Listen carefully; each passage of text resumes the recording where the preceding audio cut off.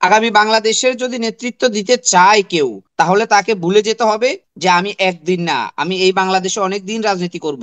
এই সরকার অবশ্যই যুক্তিক সংস্কার করবে, যুক্তিক সংস্কার করে সরকার নির্বাচনের পথে হাঁটবে, কিন্তু সরকারকে তো ভুলে গেলে চলবে না যে সময়টাও নির্ধারিত। গত 15 বছর যে কাদা ছোড়াছুড়ি রাজনীতি ছিল, মানুষ মনে করেছে যে সেই রাজনীতির অবসান ঘটেছে, কিন্তু অবসান ঘটেছে কোথায়?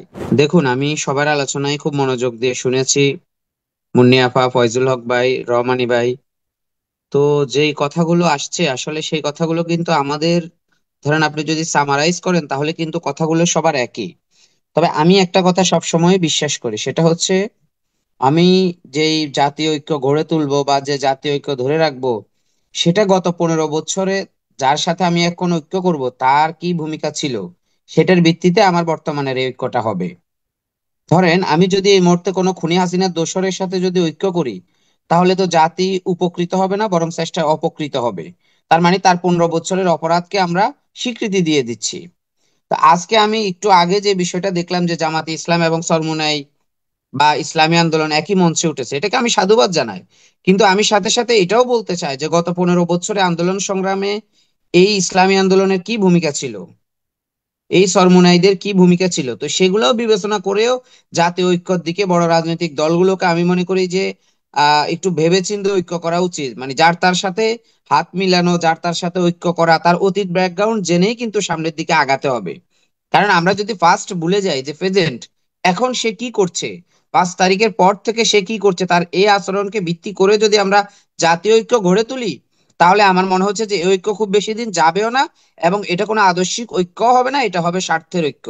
আর যদি আমরা গত 15 বছরে তার কি ভূমিকা ছিল সেই অতীতটাকে টেনে এনে যদি আমরা ঐক্যকে সামনের দিকে এগিয়ে নিতে যেতে চাই, তাহলে আমার মনে হয় সেই ঐক্যটা দীর্ঘস্থায়ী হবে, সেখানে আদর্শিক ঐক্য হবে। আর বৈষম্য বিরোধী ছাত্র আন্দোলনের আজকের যে বিষয়টা, তাদের পার্টি অফিসে যেই সংঘর্ষ হয়েছে, যে মারামারি হয়েছে, এটা আসলে আমি খুবই দুঃখ পাচ্ছি যে এই ইয়ং জেনারেশনের মধ্যে কেন এত বিভেদ থাকবে। তাদের কেন্দ্রীয় অফিসের মধ্যে সাধারণ শিক্ষার্থীদেরকে অবরুদ্ধ করে কেন মারা হবে, তাদেরকে রক্তাক্ত করা হবে, সেখানে 2জন নারী শিক্ষার্থী ছিল। তারা কিন্তু আন্দোলনের সময় সমন্বয়ক ছিল, তার মধ্যে একজন আমার দল বাংলাদেশ সাধারণ ছাত্র অধিকার সংরক্ষণ পরিষদের যুগ্ম আহ্বায়ক কেন্দ্রীয় কমিটির। তো এখন আমরা আন্দোলনের সময় সবাই একসাথে আন্দোলন করেছে, তখন সবাই সমন্বয়কের দায়িত্ব পালন করেছে। এখন আবার কেন ডিভাইডেশন তৈরি করা হচ্ছে যে এই ছাত্র অধিকারের, এই সাধারণ ছাত্র অধিকার পরিষদের, এই ছাত্র দলের, এই শিবিরের? তো এগুলো, এই ঐক্যটা কারা নষ্ট করছে? ইন্ডিভিজুয়ালি আমি তাদের রিফাত রশিদের কথা বলি, তার উপস্থিত থাকা অবস্থায় আজকে যে ন্যাক্কারজনক ঘটনা ঘটেছে বৈষম্য বিরোধীদের অফিসে, এটা আমি না, এটা প্রত্যেক বাংলাদেশের প্রতিটা, ধরেন হৃদয়বান মানুষ এবং গণতন্ত্রকামী মানুষ কষ্ট পেয়েছে। যে এইটা 5 মাসের মধ্যে তো আমরা এই সমন্বয়কদের মধ্য থেকে এইরকম একটা ছাত্রলীগের স্টাইলে, মানে ওই পার্টি অফিসের মধ্যে অবরুদ্ধ করে শিক্ষার্থীদেরকে হামলা করবে, তাদেরকে রক্তাক্ত করবে, 7 জনকে পিটিয়ে আহত করবে। তো এই জিনিসগুলো আসলে আমাদের হৃদয় লাগে। আমরা যারা আন্দোলনের সময় দায়িত্ব নিয়ে আন্দোলন করেছি, আন্দোলনের পরে কিন্তু আমরা কোথাও সমন্বয়ক ক্রেডিট নিতে চাই না। তো এই যে বিষয়গুলো আমার কাছে মনে হচ্ছে যে যখন একটা জায়গায় সুবিধাবাদীদের, মানে ধরেন উপদ্রব বেড়ে যায়, বা সুবিধাবাদীরা যখন সামনে চলে আসে, ত্যাগীরা যখন পিছনে চলে যায় স্বেচ্ছায়, তখনই সেখানে বিশৃঙ্খলা সৃষ্টি হয়। ঠিক বৈষম্য বিরোধী ছাত্র আন্দোলনের বর্তমান যে প্ল্যাটফর্ম, সেখানে কিন্তু ত্যাগীরা, আপনি যদি, আমি যদি ভুল না বলি, আন্দোলনের সময় যাদের ভূমিকা অগ্রভাগে ছিল তারা এখন মানে পেছনে চলে আসছে, আর যাদের ভূমিকা ছিল না তারা সামনে চলে গেছে। তখনই কিন্তু যত সমস্যা সৃষ্টি হচ্ছে, যত মারামারি, হানাহানি, ঝগড়া। তো এই ধরনের জিনিসগুলো থেকে জাতি মুক্তি চায়। আমার কাছে মনে হচ্ছে যে তারা যদি নতুন রাজনৈতিক দল করতে চায়, সেটাকে আমরা সাধুবাদ জানাই। তবে অন্যকে ছোট করে না, অন্যের অবদানকে ছোট করে না, অস্বীকার করে না। আপনি যা করেছেন সেটা জাতি মূল্যায়ন করবে। আপনি আপনার মতো করে আগান, আরেকজনকে অন্য দল বলে পিছনে ঠেলে দেওয়া, ছোট করা। এই আন্দোলনে ঢাকা বিশ্ববিদ্যালয়ের কয়জন শহীদ হয়েছে? প্রাইভেট বিশ্ববিদ্যালয়ের কি ভূমিকা ছিল, জাতীয় বিশ্ববিদ্যালয়ের কি ভূমিকা ছিল, রাজনৈতিক দলগুলোর কি ভূমিকা ছিল? আজকে ছোট ছোট ফার্স্ট ইয়ার সেকেন্ড ইয়ারের ছেলেরা, তারা সমন্বয়ক দাবি করে নিজেদেরকে, যারা 10 বছর 20 বছর রাজনীতি করে তাদেরকে কটাক্ষ করছে। এটা কি সত্যিকার অর্থে কি, এটা কি শোভনীয়? এটা কি রাজনৈতিক শিষ্টাচার?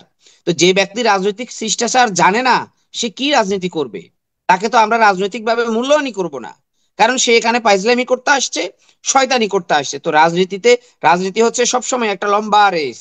এখানে আপনার 2 মাসে একেবারে অনেক কিছু করে ফেলবেন, 2 মাস পরে তো আপনাকে টেনে নিয়ে যেতে হবে দলটাকে, নিজেকে, ব্যক্তিত্বকে।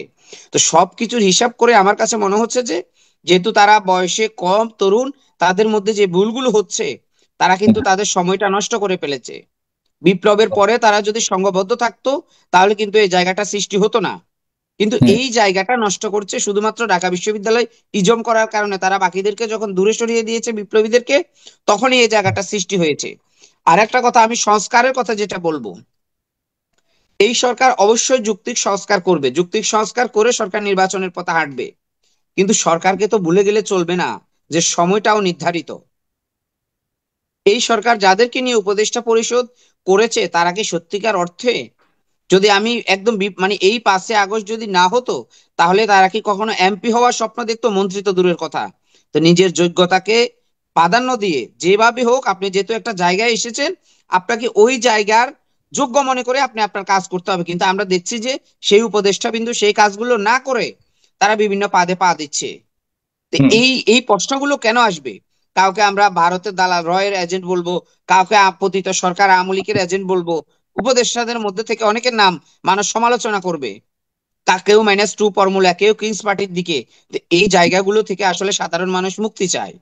যেই হুম। গত 15 বছর যে কাদা ছোড়াছুড়ি রাজনীতি ছিল, মানুষ মনে করেছে যে সেই রাজনীতির অবসান ঘটেছে, কিন্তু অবসান ঘটেছে কোথায়? হুম।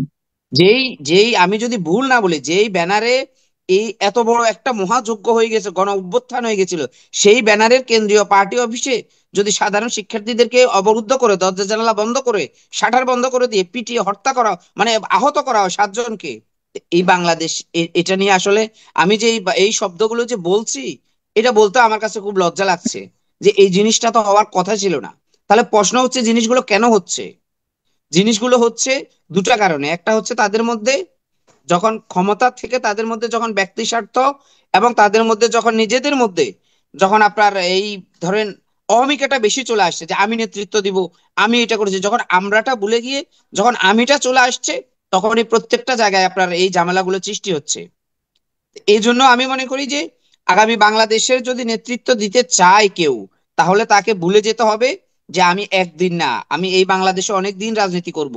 সুতরাং সেই জায়গা থেকে সামনের রাজনীতিকে নিয়ন্ত্রণ করতে হলে অবশ্যই তাকে শিষ্টাচার বহির্ভূত কোনো আচরণ করা যাবে না। পলিটিক্যাল ম্যানারের মধ্যে আসতে হবে, নতুন রাজনৈতিক দল করে রাজনৈতিক ভাবেই আগাতে হবে। কোন স্বৈরাচারী বা ফ্যাসিস্ট কায়দায় যদি কেউ এদেশের ক্ষমতাকে দীর্ঘস্থায়ী করতে চায় বা নতুন করে ক্ষমতা আসতে চায়, সেটা আমি মনে করি তার দুঃস্বপ্ন হবে। কেন দুঃস্বপ্ন হবে? কারণ বাংলাদেশের মানুষ বরাবরের মতো গণতান্ত্রিক, মানে গণতান্ত্রিক মনা মানুষ, এবং তারা তাদের অধিকারের ব্যাপারে সচেতন। হুম। এই জায়গাগুলো আমাদেরকে ভুলে গেলে চলবে না, সাগর ভাই। জি। সবচেয়ে বড় কথা হচ্ছে, দেখুন, এই সরকারকে অনেকদিন ধরে আমরা বলে আসছি যে আপনারা সংস্কার কি করবেন, আপনারা নির্বাচনের রোড ম্যাপ দেন। কিন্তু সরকারের পক্ষ থেকে কোনো নির্বাচনের রোড ম্যাপ দেওয়া হচ্ছে না। হুম। সংস্কার কমিশন গুলো তো তাদের রিপোর্ট দিয়েছে। তাহলে এই ফেব্রুয়ারির মধ্যে আমি আশা করি একটা যদি নির্বাচনের রোড ম্যাপ চলে আসে, তাহলে রাজনৈতিক দলগুলো এবং সাধারণ মানুষ বুঝতে পারবে প্রকৃত অর্থে এই সরকার কতটুকু সংস্কার করবে, সংস্কারের পরে নির্বাচনের দিকে কিভাবে যাবে। জি।